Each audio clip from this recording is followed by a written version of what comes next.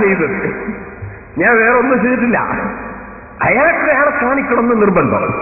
അയാൾ പറഞ്ഞു പേരോട് ഇനി എന്നെ പറ്റി ഒന്നും കാണിക്കാനില്ല എന്ന്. ഞാൻ കാണിച്ചു. ഇനി അയാൾ എന്താ പറയുന്നത്? തലമറക്കൽ വിദയികളുടെ പരിപാടിയാണ്. തലമറക്കണമെന്നുള്ള ആശയം എന്നാണ്.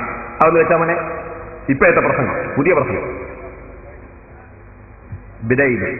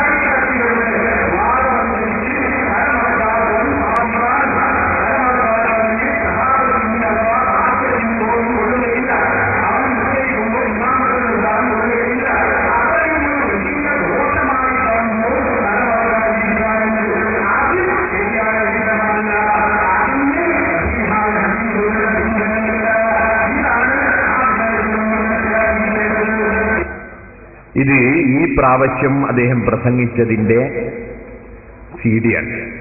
ഇത് ഒന്ന് പിടിച്ചെടുക്കാൻ വേണ്ടി മുജാഹിദീങ്ങളോട് നമ്മളെ ചില ആളുകൾ സമ്മതം ചോദിച്ചു. നിങ്ങൾ ഏതായാലും പ്രസംഗിക്കുകയല്ല, ഞങ്ങൾ പിടിച്ചെടുത്തോട്ടെ. അവർ സമ്മതം കൊടുത്തില്ല. സമ്മതം കൊടുക്കാതിരുന്നത് എന്തുകൊണ്ടാണെന്ന് ഞാൻ പറയണോ? പിടിച്ചാൽ നമ്മൾ അതിന് ഓരോന്നിനും മറുപടി പറയുന്നത് അവർക്കറിയാം. അതുകൊണ്ട് നമ്മളെ പിടിക്കാൻ അനുവദിച്ചില്ല.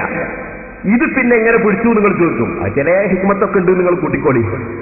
അപ്പോ അത് പിടിച്ചത് അവർ സൗകര്യം ചെയ്യാനുള്ള പിടുത്താണല്ലോ. അതുകൊണ്ടാണ് കൃത്യമായി നിങ്ങൾക്ക് കിട്ടാറുണ്ട്. ഭയപ്പെടണ്ട, ഇന്നത്തെ ഈ ഒരു ദിവസം കൊണ്ട് പ്രസംഗം ഇന്ന് നിർത്തുമെങ്കിലും ഇൻഷാ അല്ലാഹ് അല്ലാഹു ആരോഗ്യവും ആയുസ്സുമൊക്കെ തന്നെങ്കിൽ റമദാനിന് ശേഷവും നമുക്ക് പ്രസംഗം തുടരാം. ധൈര്യമുണ്ടെങ്കിൽ ആ സീഡി ഒന്ന് ആദ്യം പോലെ അവസാനം വരെ ഇറക്കട്ടെ. ഇറങ്ങിയാൽ ഞാൻ ഇൻഷാ അല്ലാഹ് ഓരോന്നോരോന്നായി നിങ്ങൾക്ക് എടുത്ത് കാണിച്ചു തരാൻ വേണ്ടി വന്നാൽ ശ്രമിക്കും. മറുപടിയും വരുമെന്ന് നോക്കുക. ഇനി സഹോദരന്മാരെ, ഇയാളിങ്ങനെ ദുബായിൽ നിന്ന് തലമറക്കാൻ കാരണം എന്താണ്? അവിടുത്തെ ഞാൻ പറഞ്ഞു അയാളെ ഒരു കക്ഷി ഭീഷണിപ്പെടുത്തിയതാണ്. അവിടെ തന്നെ പ്രസംഗിക്കുന്ന ഒരാൾ ഇസ്ലാമിന്റെ വേഷം ധരിക്കണം എന്നൊരു ഭയങ്കര ഭീഷണി.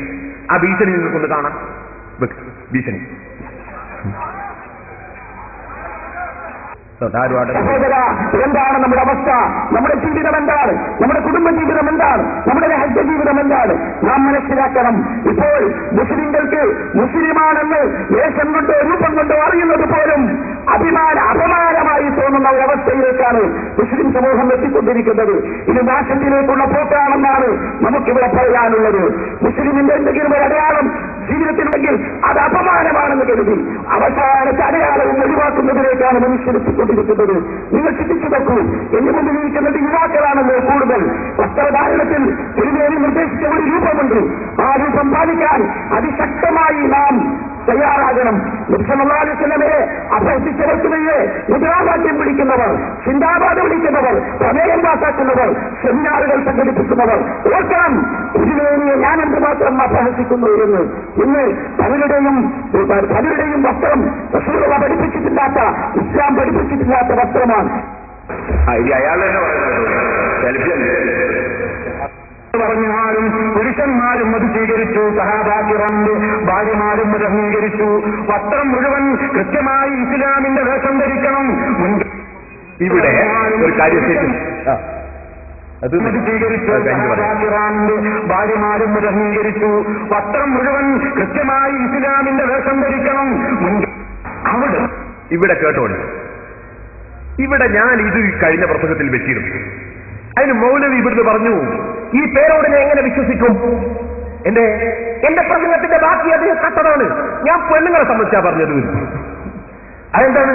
നിങ്ങൾക്ക് എന്നെ കാണാം പേരോന്റെ പ്രസംഗത്തില് ഞാൻ ശേഷം മുങ്കയും മുഖവും ഒഴിച്ച് ബാക്കിയുള്ള സ്ഥലങ്ങൾ പെണ്ണുങ്ങൾ മറക്കണമെന്നാ പറയുന്നത്.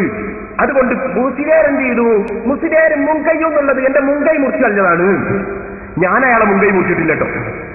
ഞാൻ അയാളെ മുങ്കൈ മുറിച്ചിട്ടില്ല. ഞാൻ അത് ആവശ്യമില്ലാത്തതുകൊണ്ട് വെച്ചിട്ടില്ല. എന്റെ മൂപ്പര വകയിൽ എന്നോട് ഒരു വെല്ലുവിളി ഉണ്ട്. ഞാൻ വെല്ലുവിളിയോ? എന്റെ പ്രസംഗത്തിന്റെ ബാക്കി ഭാഗവും കൂടി കേൾപ്പിക്കാൻ ധൈര്യമുണ്ടോ എന്നൊരു വെല്ലുവിളി. ഇൻഷാ അല്ലാഹ് ബാക്കി കൂടി കേൾപ്പിച്ചേരാ.